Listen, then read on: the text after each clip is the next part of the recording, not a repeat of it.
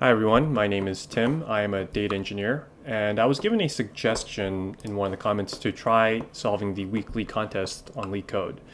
What these are weekly contests consisting of 4 questions that they come up with weekly, and they'll give you an hour and a half where you solve all 4, and basically you can compete with other people to see kind of where you rank here. You can see that the first place here was able to solve the 4 questions in 24 minutes, which is amazing. Truth is, I was kind of avoiding making videos about this just because I have tried some of these weekly contests, and I'm usually able to solve like the first 2 relatively easily within 30 minutes. It's always the last 2, and especially the last one, which is always a Leetcode hard, that I'm often not even sure where to begin. So I don't know if I can continue doing this. I'll do my best, but really, I certainly can't do this in real time, and I don't know if I have time to do it every week, but I'll give it a shot here. So this is weekly contest 224, and you can see like we got 4 questions here, and this one's easy, these 2 are medium, and this one's gonna be hard. So let's start with the first one, which is gonna be number of rectangles that can form the largest square. So this question, we are given an array of rectangles with the length and the width as a list, and each one represents the length and the width of a rectangle. So you can cut each rectangle to form a square as long as the sides length of k is less than or equal to the length and k is less than or equal to the width. So for example, if we have a rectangle 4, 6, we can cut it up until the 4, and we're going to have a square that's going to have a side or a length and width of 4. So really, that's pretty easy, right? All we need to do is just go through this, get the minimum length between the 2, because that's going to be the maximum width and length of the square. And what they want us to do is return the number of rectangles that make a square with the side length of the maximum length. So to do that, well, let's go through our list and find, the max length. So to do that, I'm going to just create a temporary list. We'll go through for the, let's see, was it width and length? Doesn't actually matter, but length and width in rectangles. We're just going to append the minimum between these 2. And now we have a list of all of the max lengths of our rectangles. So from there, we need to get the max length from our temp. And we need to return the number of rectangles that have that max length, right? So to do that, well, we can go through a for loop, but I'm just gonna create a counter object here. Just do counter, put that through temp, and we'll just return the value inside of that with max length. So that's pretty self-explanatory, I believe. Looks like that's working, so let's submit that. And there we go. So that's accepted. Pretty easy. I'm sure there's better ways to do this, but whatever, that works. All right, second problem, tuple with same product. Given an array nums of distinct positive integers, return the number of tuples a, b, c, d such that a times b equals c times d, where a, b, c, d are elements of nums. Now, all elements in nums are distinct, so that's good. So there's a couple of ways we could kind of think about this. The first thing to realize pretty quickly is 2, 3, 4, 6. We can see that we have 8 valid tuples with 2, 6 equaling 12, 2 times 6 equaling 12, and 3 times 4 equaling 12. But notice 2 times 6 and 4 times 3 counts as an extra tuple. So that kind of means that if we have an ABCD combination, we could rearrange that to actually form 8 tuples. So the order matters here. Luckily, our numbers are distinct. So the way I'm going to do that is, well, the first way you can kind of think you might be able to do it is to just do a nested for loop. Have like for A, B. Actually, you need to get the combinations first, right? So, let's start with that. I'm just going to use itertools and get all combination of pairs that we can generate from our nums. So to do that, we'll call it combo, and we'll say itertools.combinations. What we're going to do is pass in nums, and we'll have 2, so that's going to make a pair. And we'll make this into a list so that we could just mess with it. Let's make sure this, yeah, so it would look something like this. Now, we need to figure out a way to generate our number of tuples without a nested loop. Like we could, for instance, go like, okay, for AB in combo and for CD and do something like that. But this is going to end up becoming a n cubed solution. That would work, but it's actually going to reach a time limit exception. So what can we do? Well, one thing to note is we have all the possible pairs. We can multiply them and basically figure out how many have the same like product. So here we had 12, right? So how many of these pairs have 12? And depending on how many we can find, if we find that, well, there's only 2 pairs that have that, well, at the very least, that means that we have an answer of 8. And what I'm going to do is also use a counter object to figure out how many numbers do we have, how many products do we have that are the same but a different candidate pair. So let's think. So I guess I'll start with just creating a temp list, and we will go through the whatever A and B in combo. We're going to multiply these two, and we'll append that to the temp. So now we should have, the product of all possible pairs, and then I'm going to create a counter object here, and I'll just use counter and create from temp. So now we have all the products for AB and how many times they appear. So if all these values inside here only appear one time, then there are no tuples that fulfill our condition. But if we have 2, that means that we at the very least have 8. So what we'll do here is say, all right, for key value pair in c.items, if our value is equal to 2, then we could output to, add to our output plus 1 here. And recall that because of this weird rearranging thing, we can actually multiply that by 8. But there is one weird case where, well, what if we have more than 2? We have like 3 or 4 or 5. Well, that's not that simple then, because what happens is we have a certain amount of combinations that we could form out of those candidate pairs. If you recall with statistics, we have a equation for combinations, and what we're going to have to do is find how many combinations can we use, assuming that these are distinct pairs. How many combinations can we form out of that, and then multiply that by 8. So what I would do is use the combinations equation. That's going to be factorial of v divided by, let's see, I believe it's factorial v going to be minus 2, and we should also divide that by 2, which is the number that we can select. So this should give it to me. Let me make sure that this is the case. I'm going to use some example sets and let's see. Yeah, okay, so that looks like it's working. Let's go ahead and submit this. And there we go. So that's accepted.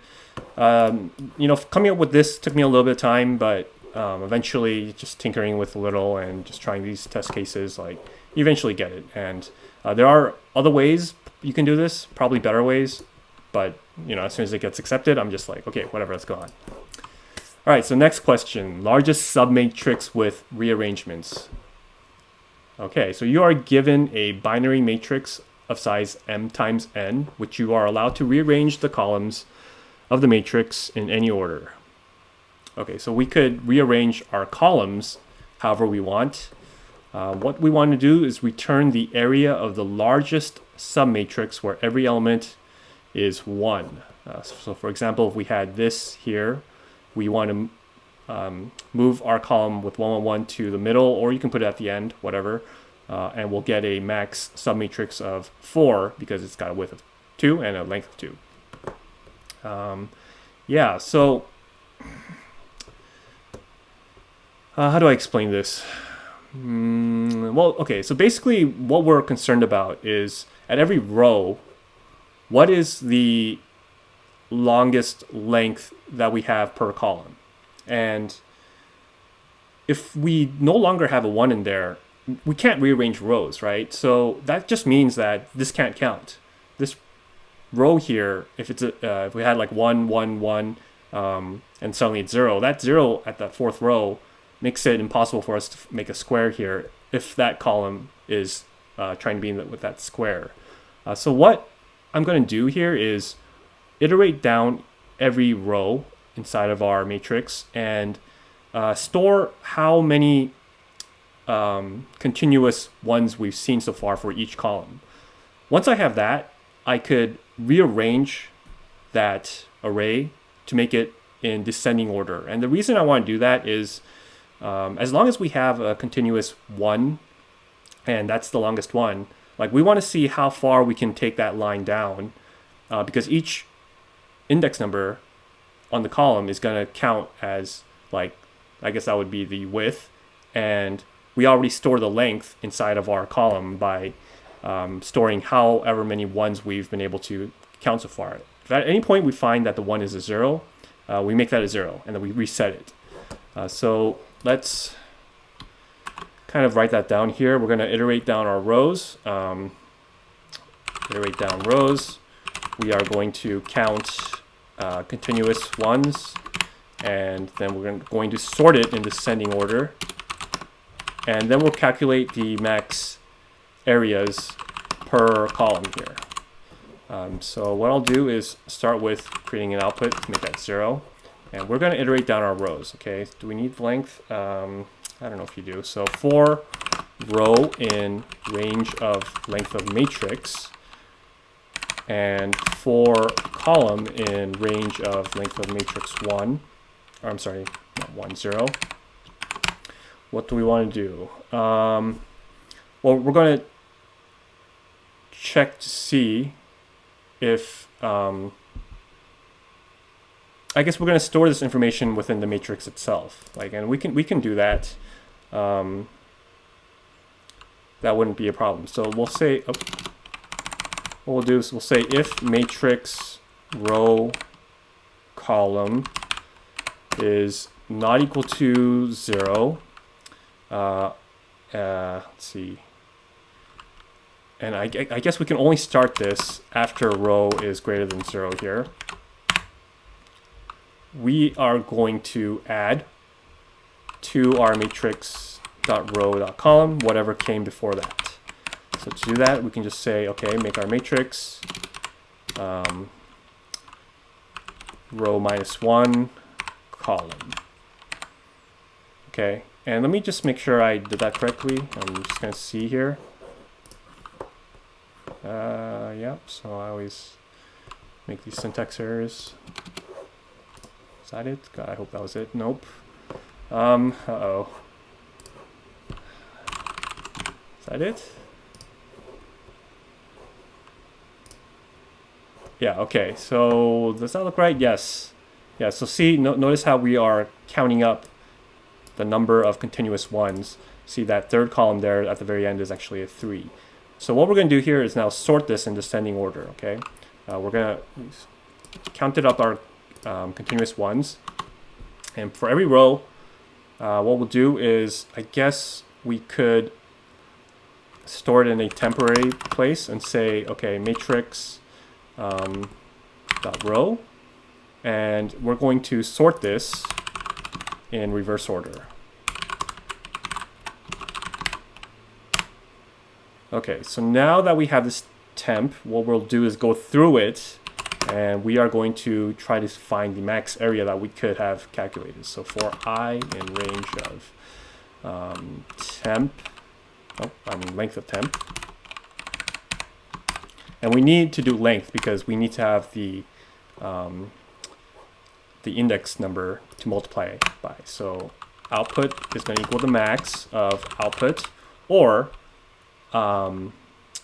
this value here, matrix.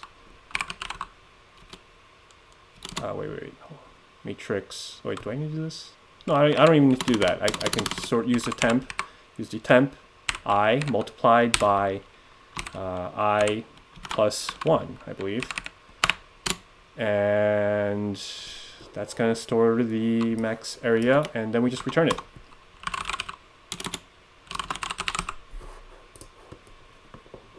Okay, so I'm pretty sure that's going to work. Let's go and submit that.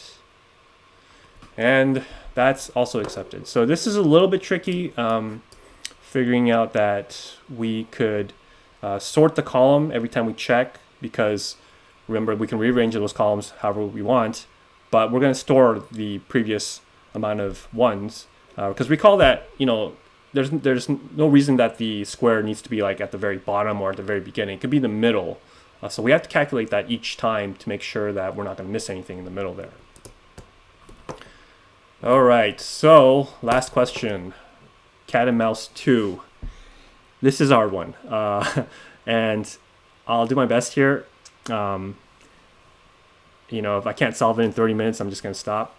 All right, so we have an environment which is represented by a grid with rows and columns. Okay, fair enough. And we have a cat and mouse, some walls, as well as food. So the players are represented by C and M, representing the cat and mouse. Floors are represented by periods and can be walked on, so they're just, you know, space that we can walk on. Walls by the number character and cannot be walked on. And food, which is represented by F and can be walked on. So there's only one C, one M, and one F. Here's the game. The mouse first moves, and I'm guessing it can move in all 4 directions, left, right, up, and down. They can't jump over walls, and they can't go outside the grid. That's understandable. And we also are given a cat jump and mouse jump, which is the maximum length that the cat and mouse can, I guess, move at any time. Now, the cat and mouse can jump length less than the maximum length, so it's not like chess where you have to move 2 spaces or whatever. You can move up to however many spaces. You can also stay in the same position. Okay, so that's actually something we need to account for. And the mouse can actually jump over the cat. So it's not like if the cat is in the way, you can't go in that direction. So the game can end if the cat occupies the same position as the mouse, so the cat eats the mouse, or if the cat reaches the food first, then the cat wins. If the mouse reaches the food first, then the mouse wins. If the mouse cannot do this within 1,000 turns, then the cat wins. All right. So the approach that I'm going to take is, really there's many approaches, but the most understandable to me, from what I remember, was to use a recursive method. Those are generally frowned upon, but in this case, I don't really see a way to avoid that. There are some tricks that you can use, like some weird DP solutions, but let's start with going with a recursive solution and use memoization. What we're going to do is create some sort of recursive function here, and I'm going to pass in here the position of the mouse, which is a tuple, right? It's going to be 2 characters or 2 numbers. Position of the cat, and as well as the turn. And the reason I need to pass the turn is, well, we need to know, like, is it the mouse's turn or is it the cat's turn? And what I'm going to do is create this recursive, path for every single possible direction that they can go. And if we ever hit a constraint where either the cat hits the mouse or the cat gets the food, we're going to return a false. Remember that we're trying to return whether or not the mouse can win. Obviously, if the mouse wants to lose, it can lose, but we want to figure out, well, is there any way that the mouse can win here? So to do that, we're going to have to go down these paths and check to see if there's any path that works. One other thing is we're given the grid, but we don't actually know the position of the mouse or the cat yet, so we're going to have to iterate down through that. And also we can go in 4 directions, and depending on how many spaces it can jump, it's going to be given to us here. So that's going to be stored in here somewhere. All right, so to start off, let's initialize some variables and see what we can do here. So first thing, I'm going to create a list of directions, and I often use this for like these grid questions where we're going to store the possible directions we can go in. So that would basically mean if this was the XY axis, this would be like going right, this would be going left, this would be going up, and this would be going down. And I believe that's right. So the next thing is we need to get the mouse and cat position. Well, before we do that, let's store our MNN. So that's just going to be the length of grid and the length of grid 0. So now let's store the mouse position, or mouse start, I guess, as well as the cat start. For now, we're going to start with just making these none. And I think I can just do this.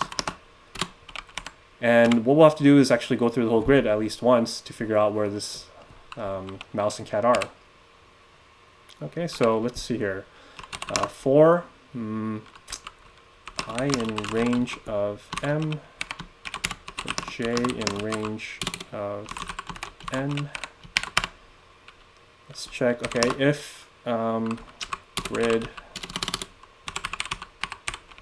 ij what equals mouse, well, let's store that as a tuple here. That's going to be I and j.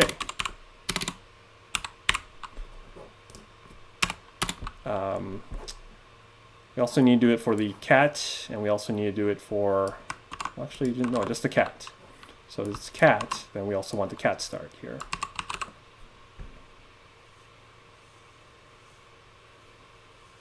Okay.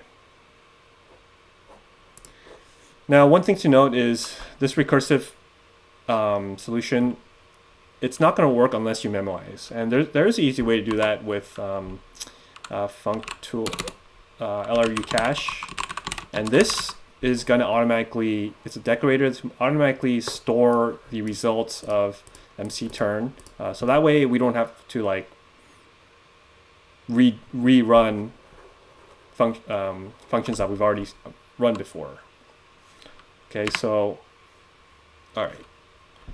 Let's see. Okay, so the first thing is we want to figure out the cat, and the next thing is we want to figure out, oh, we'll do it the other way. We'll do mouse first, and then cat.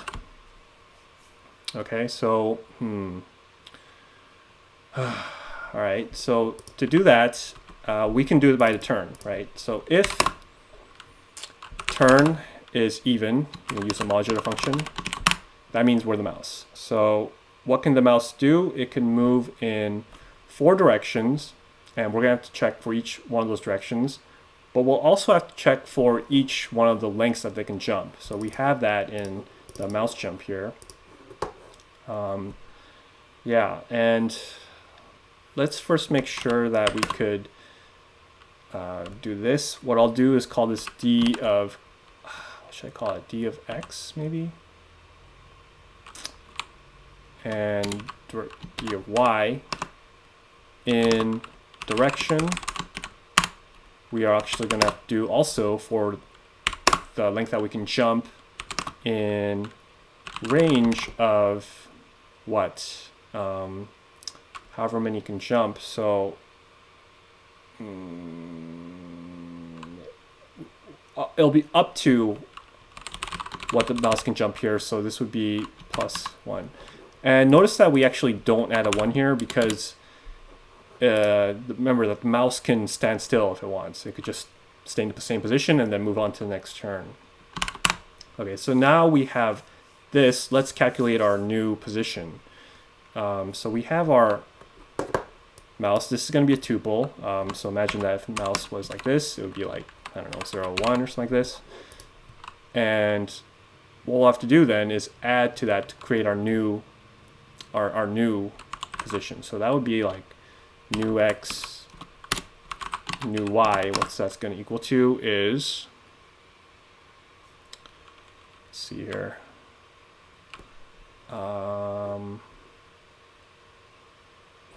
Maybe we should pop it off here first. So make this equal to x and y. That's going to just be equal to m.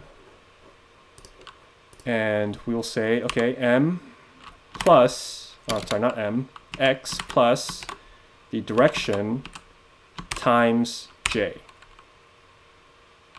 And the new y is going to also be y plus the new direction times j. Okay, so now we have our new position. Okay, so this is where it starts getting tricky. And we have to first see if this is valid. Is this a valid position?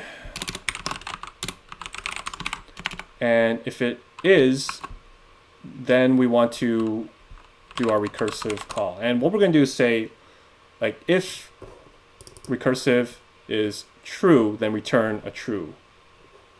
Because obviously all the way down this path, if we find that, oh yes, the mouse can win, we want to return that all the way up from our call stack, right?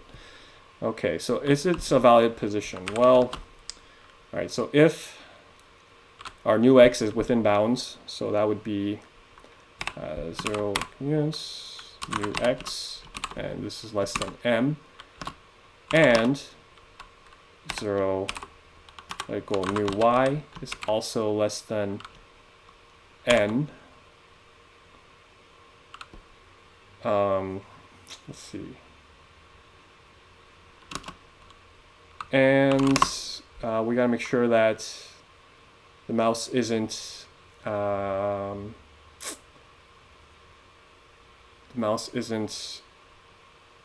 what? Oh, okay. So if there's a wall, then we need to break this loop, because once we hit a wall, we know we can't go any further than that, right? So make sure that we'll account for the wall. So if grid new x and new y, if this equals, I should say not equal to, what was y? I think it was hash or number sign, right? Yeah, so there's a number sign.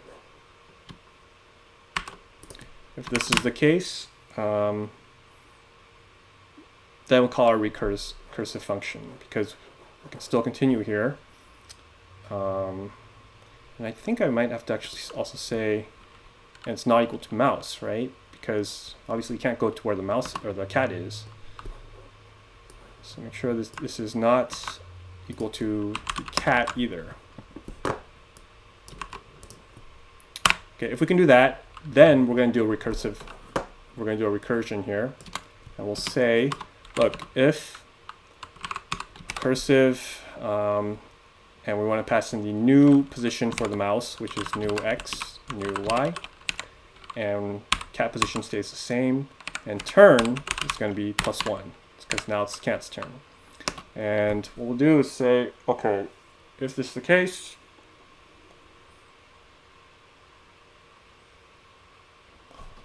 or if grid, if this is the food, then it's over. We've found our food, so the game's over. New y, if it equals food. I believe we return true here. Otherwise, if it's out of bounds, then we can break. If we do end up going through this whole loop and we haven't been able to find anything, that actually means we should return a false, because obviously we couldn't return a true anywhere, so that's it. We have to return a false here. All right, so let's see. Otherwise, the only other possibility is it's the cat's turn, right? So I'm just going to actually copy paste this here. I know that's dangerous, but I just save some time. Let's see. Now we want to check the cat's position, right? And this is going to be cat jump, not mouse jump. But everything else should be the same, within bounds. It can't be a wall. But the difference here is we're actually going to flip this because right now what we're checking to see is if the mouse can win. So if we return a false, we say, okay, if not this, if that condition is true, then we return a false here because we know, yeah, like at this point the mouse can't win, so that means the cat wins, so return a false. Otherwise return true, and some of these have to change now. So if not that, or grid new x equals food, so cat eat the food, or if the cat or if it equals mouse, right?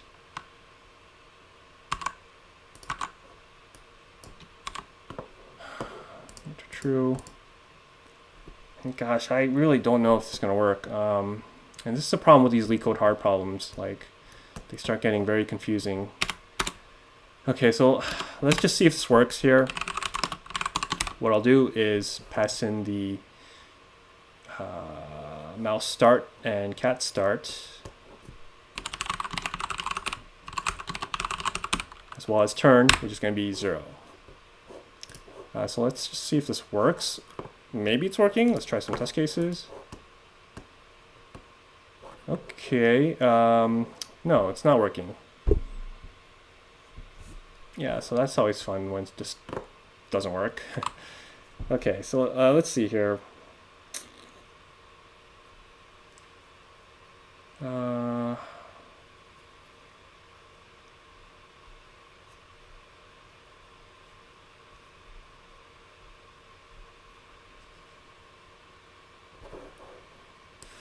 Grid, it's not a wall.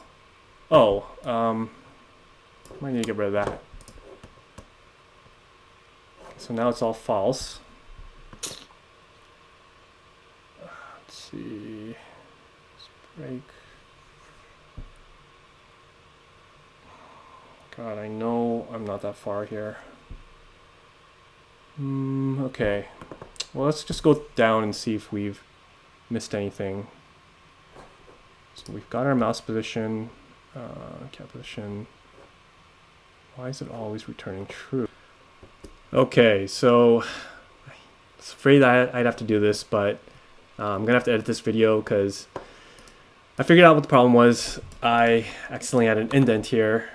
Gotta return them, make sure we go through all the directions, right? So that's always fun. Okay, so we did, everything's the same except we had to indent this back in a little. That's going to give us the correct answers here. But notice how for some of these we get a recursive error. So what's going on here? Well, unfortunately, there's nothing really to stop this algorithm. If the mouse can never win, it's just going to continue down this recursive call because it could keep running around, avoiding the cat. But it might be the case that we can never win, and we have a limit, right? We can say that we only can do 1,000 turns. So one way to kind of avoid that recursive is to just say, all right, if turn is greater than 1,000, then return a false. That way we know that we could stop our algorithm. And that does seem to work. But there is a way to make this a little bit better. What we could do is count up all the available squares for the mouse and cat. And as soon as the mouse and cat have traverse the entire grid, we could stop our algorithm because every combination we've already searched for. So to do that, what I'm going to do is create something called available. We'll say, look, if grid.inj is not equal to a wall, then we'll just add to this available 1. And instead of 1,000, we will say, okay, available, but we'll have to multiply it by 2 to count for both the mouse and cat. And this way, it's going to save us a little bit of time. Should still result in the same thing here. And let's go ahead and submit this and see if this works.